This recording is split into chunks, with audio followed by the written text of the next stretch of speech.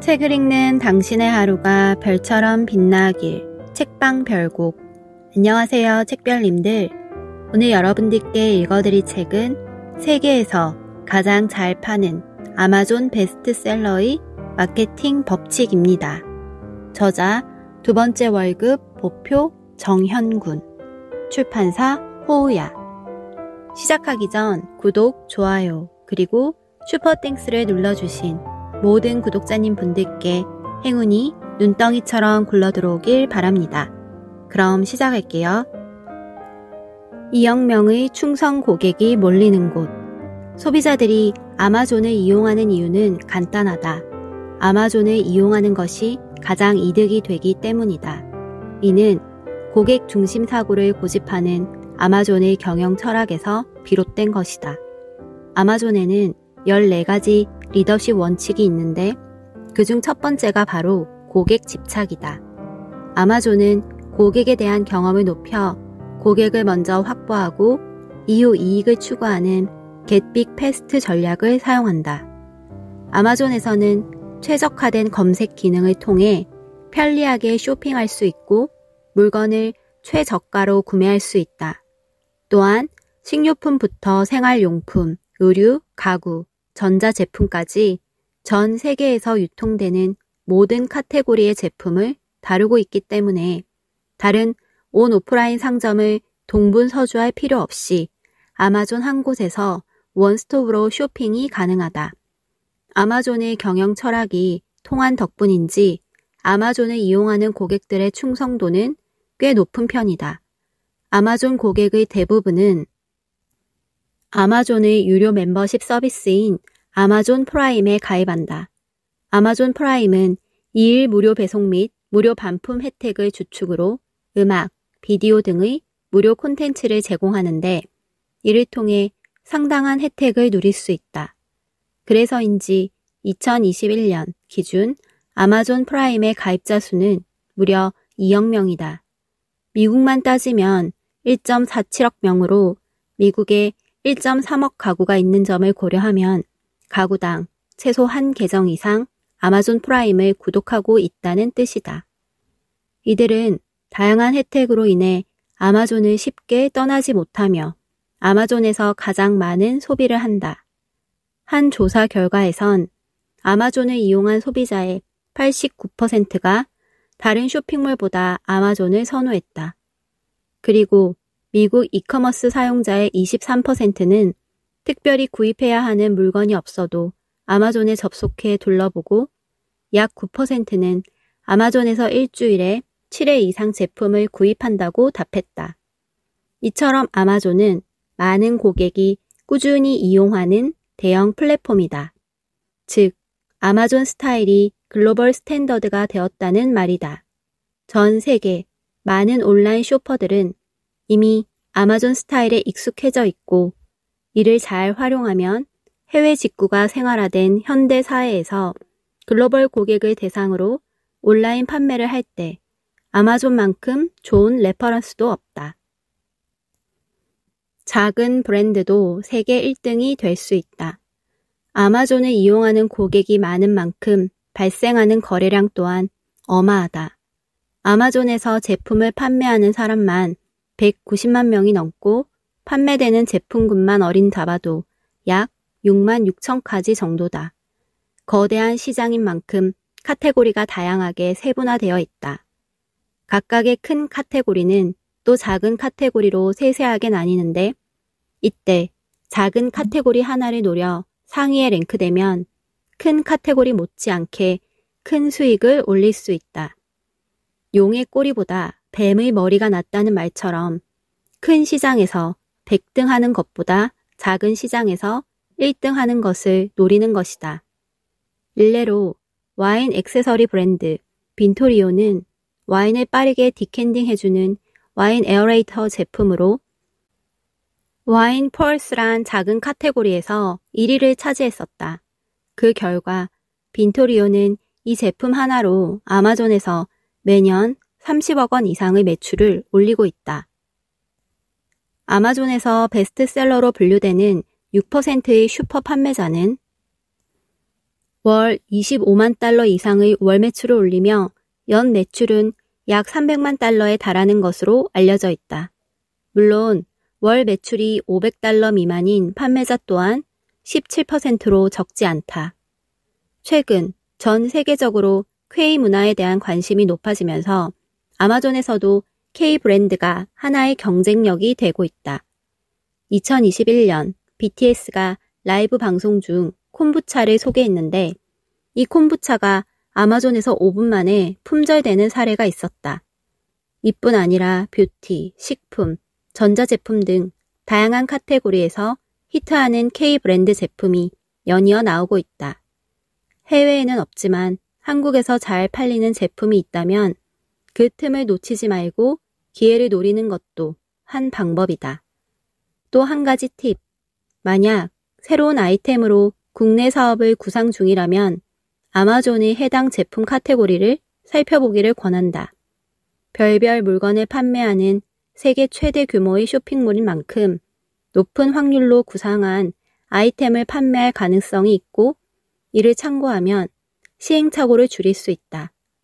혹 없더라도 해당 카테고리의 유사 제품을 둘러보며 잠재 고객들이 무엇을 원하는지 파악하는 것만으로도 큰 도움이 된다. 2. 좋은 마케팅은 좋은 레퍼런스에서 나온다.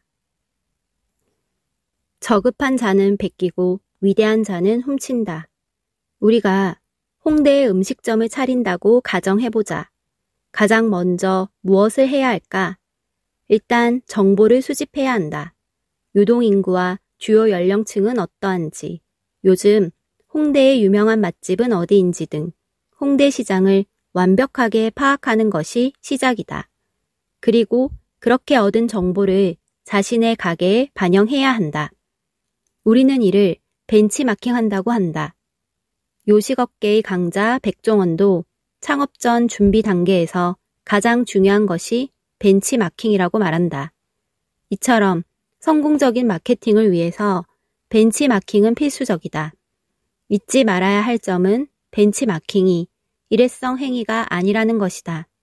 벤치마킹은 마케팅 과정에서 항상 해야 하는 학습에 가깝다. 보다 새롭고 나은 방식을 끊임없이 찾고 핵심 성공 요인을 능동적으로 파악하는 것이 올바른 벤치마킹이다. 마케팅에서 이를 잘 실천하는 회사 중 하나가 현대카드다. 현대카드는 카드 회사라는 틀에서 벗어나 다른 카드 회사들이 시도하지 않은 분야를 개척하기 위해 인사이트 투어를 시도했다. 같은 업종을 넘어 같은 고객군으로 시야를 확장한 것이다. 현대카드를 사용하는 고객들이 무엇을 누리고 경험하는지 살피기 위해 고객의 라이프 스타일에 따라 미술관이나 전시회, 의류 및 자동차 회사 등을 벤치마킹하며 이들의 혁신적인 기획력과 마케팅을 습득했다. 그 결과 현대카드만의 독특한 광고, 포인트 선지급, 새로운 카드 디자인 도입, 대형 콘서트 기획 등 다른 카드 회사들이 시도하지 않은 혁신적인 전략이 나올 수 있었다. 벤치마킹 과정에서 명심해야 할 것이 있다. 단순히 공통점을 찾는 것과 방향을 새롭게 정의하는 것은 엄연히 깊이가 다르다는 점이다. 단순히 눈에 보이는 공통점은 누구나 찾을 수 있다. 그러나 끊임없는 벤치마킹을 통해 소비자가 추구하는 일관된 가치를 찾아내는 것은 훨씬 어렵다. 이것이 벤치마킹이 달성해야 할 궁극적인 목표다. 저급한 자는 베끼고 위대한 자는 훔친다. 라는 말을 좋아한 피카소는 실제로 70이 넘어서까지 다른 화가들의 작품을 모방한 그림을 그렸다. 하지만 우리는 모두 피카소만의 독창적인 화풍을 알고 있다. 피카소는 끊임없는 벤치마킹을 통해 이를 승화시켜 본인의 예술에 적용했다. 이처럼 지속적인 벤치마킹을 통해 새로운 의미를 발견할 수 있는 안목을 길러야 한다. 모방이 창조의 어머니가 되는 것은 결코 저절로 이루어지지 않는다. 데이터에 이미 답이 나와 있다. 세상에서 가장 많은 판매자와 소비자가 모이는 아마존에는 당연하게도 판매 데이터가 세계 최대 규모로 쌓인다. 아마존에 모이는 데이터를 들여다보고 있으면 내 상품을 잘 판매하기 위한 힌트 혹은 정답까지도 발견할 수 있다. 베스트셀러의 데이터 활용법. 아마존은 판매 랭킹 순위를 숨기지 않고 모두 공개한다. 아무 상품이나 검색해서 클릭해보면 그 상품이 해당 카테고리에서 몇 등인지 알 수 있다. 예를 들어 강아지 칫솔을 찾아보면 해당 제품이 강아지 칫솔들 중 몇 등짜리 제품인지, 더 큰 카테고리인 강아지 용품 카테고리에서는 몇 등인지를 알 수 있다. 아마존 덕분에 우리는 침대에 누워 지금 세계에서 가장 많이 팔리고 있는 강아지 칫솔이 무엇인지 확인할 수 있는 것이다. 꼭 개별 제품 하나하나 찾아보지 않아도 별도의 페이지가 따로 있어 특정 제품군이나 카테고리별로 1등부터 100등까지의 제품을 손쉽게 확인할 수 있다. 그렇기 때문에 랭킹이 높은 제품들을 위주로 살펴보면서 어떤 디자인, 구성, 가격대의 제품들이 잘 팔리고 있는지, 잘 팔리는 제품들의 메인 이미지와 판매 페이지는 어떻게 만들었는지 등의 데이터를 아주 쉽게 모으고 비교해 볼 수 있다.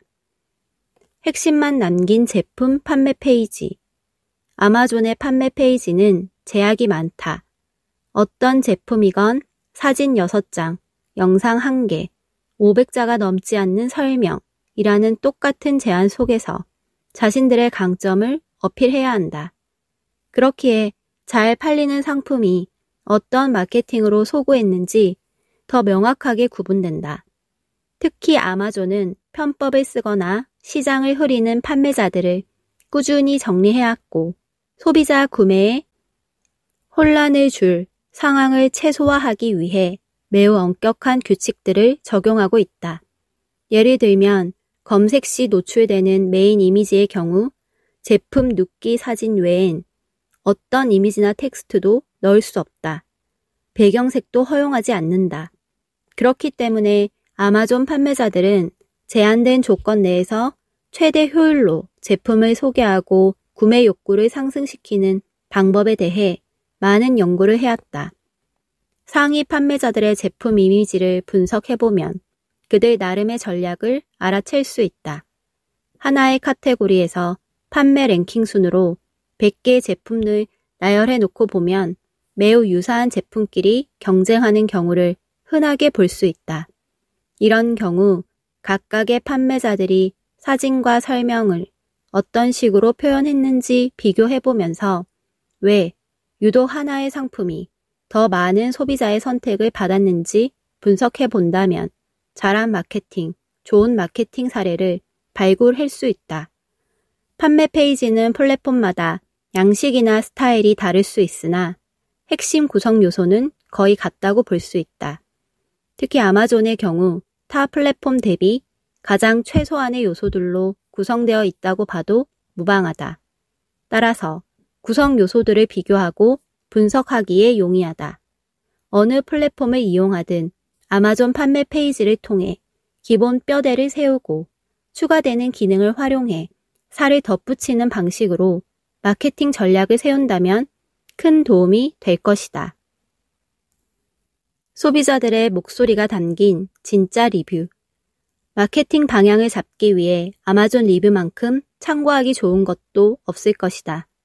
베스트셀러 제품들의 경우 한 제품에 달린 리뷰와 평점이 수십만 개가 넘는다.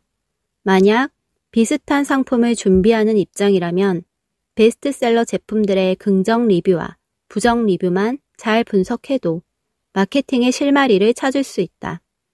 물론 리뷰 수십만 개를 하나하나 읽다 보면 실마리를 찾기 전에 지쳐버릴 수 있다. 다행히 아마존에는 리뷰를 분류해주는 기능이 있다. 제품의 특징에 따른 별점을 볼 수 있을 뿐만 아니라 리뷰에서 가장 많이 쓰인 단어를 태그처럼 구분해 소비자들이 어떤 포인트에 반응하는지 나눠서 볼 수 있다. 자주 언급되는 좋은 점은 마케팅 메시지로 사용하고 부정적인 의견은 해당 부분을 개선, 보완해 제품을 론칭할 때 활용할 수 있다. 특징별 별점과 리뷰에서 많이 언급된 키워드 부분을 보면 해당 제품 리뷰에서 가장 많이 언급되는 포인트를 한눈에 파악할 수 있다.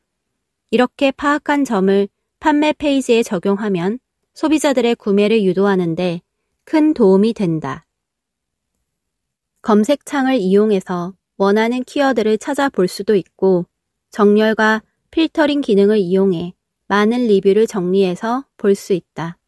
제품의 판매 페이지는 수시로 변경되기 때문에 이에 맞는 리뷰를 보기 위해서는 정렬 기준을 최신 순으로 두고 보는 것이 좋다. 한때는 아마존에도 가짜 리뷰가 판을 치던 시절이 있었다. 무료로 제품을 보내주고 좋은 리뷰를 써달라는 판매자도 많았고 돈을 받고 리뷰 장사를 하는 업체도 많았다. 이 때문에 현재 아마존은 소비자 신뢰 회복을 위한 가짜 리뷰 근절에 많은 노력을 기울이고 있다. 가짜 리뷰를 가려내기 위한 AI 모니터링 시스템을 고도화시켜 2020년에만 의심되는 가짜 리뷰를 2억 개 이상 삭제했고 2022년 7월에는 가짜 리뷰어들을 모으는 1만 1000개의 페이스북 페이지를 고소했다. 또 가짜 리뷰를 종용하는 행동을 하는 판매자는 가차없이 계정을 정지시켰다. 그런 과정을 통해 지금 아마존의 리뷰는 신뢰도를 회복하는 중이다. 최근의 아마존 리뷰는 진짜 소비자의 목소리를 들을 수 있는 투명한 정보라 할 수 있다. 아는 만큼 돈이 되는 데이터 분석 틀.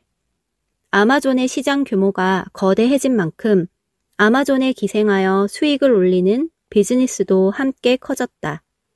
특히 판매자들이 판매를 더 잘할 수 있게 돕는 비즈니스가 많이 성장했다. 대표적인 것이 서드파티 업체들이 제공하는 아마존 데이터 분석 틀이다. 바이럴 런치, 헬리움 10, 키파 등과 같은 툴은 아마존의 데이터를 긁어 모아서 각자의 노하우가 담긴 알고리즘을 통해 데이터를 구체화시켜 준다.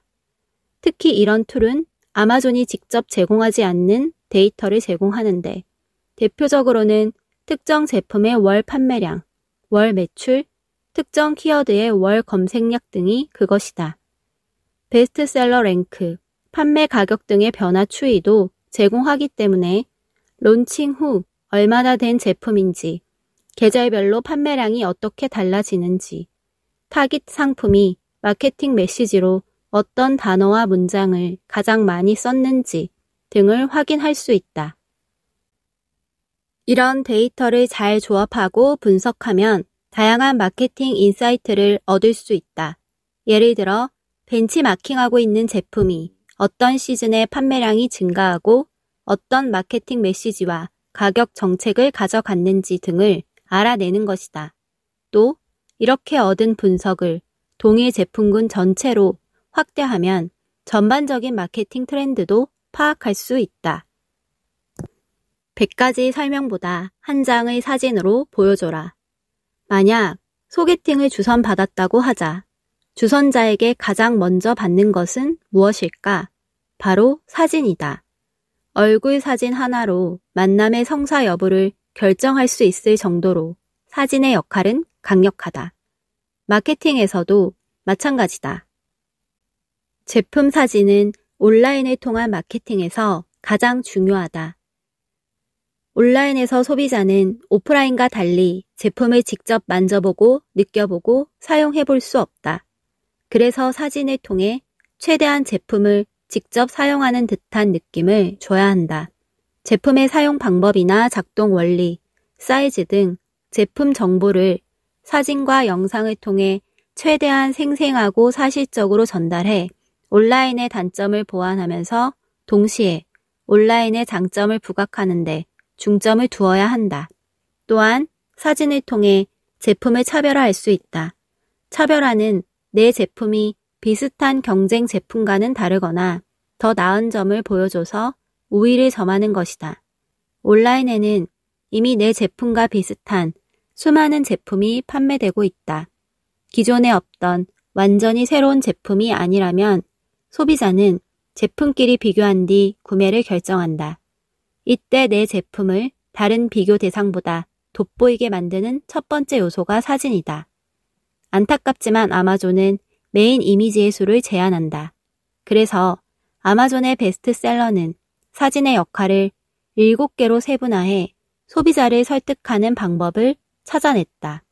제품의 카테고리마다 조금 다를 수 있지만 아마존 베스트셀러가 제품 사진을 어떻게 구성하는지 사진의 종류와 예시 사진을 소개한다. 본인이 판매자라면 사진을 어떻게 찍을지 상상하면서 본다면 더욱 많은 정보와 힌트를 얻을 수 있을 것이다. 여기까지 오디오북 잘 들으셨나요? 더 자세한 내용은 책을 구매해서 읽어보시기 바랍니다. 그럼 편안한 밤 되시고 다음 영상으로 만나요. 들어주셔서 감사합니다.